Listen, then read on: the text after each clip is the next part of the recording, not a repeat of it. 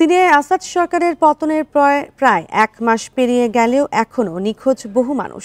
কুখ্যাত সেদনায়া কারাগারের প্রিয়জনের খোঁজে প্রতিদিনই আসছেন সন্তান হারানো বাবা মায়েরা। জানান 6 বছর ধরে কোনো হদিস নেই তাদের সন্তানের, এমনকি তাদের ভাগ্যে কি ঘটেছে জানা নেই কারো। এ অবস্থায় আসাদ সরকারের জবাবদিহি ও বিচারের দাবি জানিয়েছেন এসব পরিবার।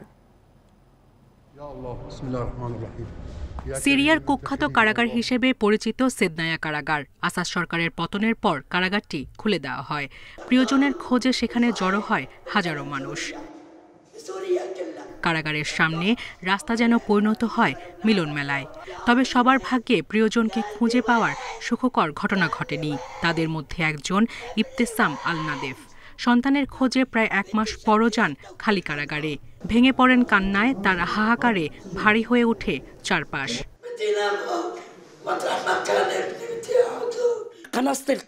আমার ছেলে হুসেইনকে স্নাইপাররা হত্যা করেছে। তার ভাই তাকে উদ্ধারের চেষ্টা করলে তার পায়েও গুলি চালায়। এরপর আসাদ বাহিনী তাকে সেদনায়া কারাগারে নিয়ে যায়। 2018 সালের কথা বলছি। আমি আমার ছেলেকে দেখার জন্য তাদের অর্থ দিয়েছিলাম, কিন্তু তার কোনো খোঁজ মেলেনি।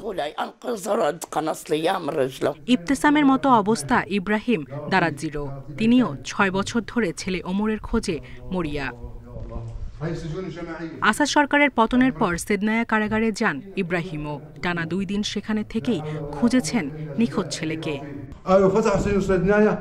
সেদনায়া কারাগার খোলার খবর পেয়ে আমি সকাল 6:30টার দিকেই ছুটে যাই। কারাগারে গিয়ে আমি জানতে পারি আমার ছেলে মারা গেছে। কিন্তু এটা বললেই তো আর হবে না, আমাকে প্রমাণ দিতে হবে। আমি দেয়ালে দেয়ালে তার নাম খুঁজেছি। শোকাহত এই বাবা হারিয়েছেন তার আরেক সন্তানকে। জানান আল ইয়ারমুক ক্যাম্পে মর্টার আঘাতে তার আরেক ছেলে মারা গেছে। আসাদ সরকারের পতনের পর কারাগার খুলে দেওয়ার পাশাপাশি মিলেছে গণকবর। এই পরিস্থিতিতে জবাবদিহিতা ও ন্যায়বিচার চাইছে স্বজন হারানো এসব পরিবার। সায়রা খান, ইন্ডিপেন্ডেন্ট নিউজ।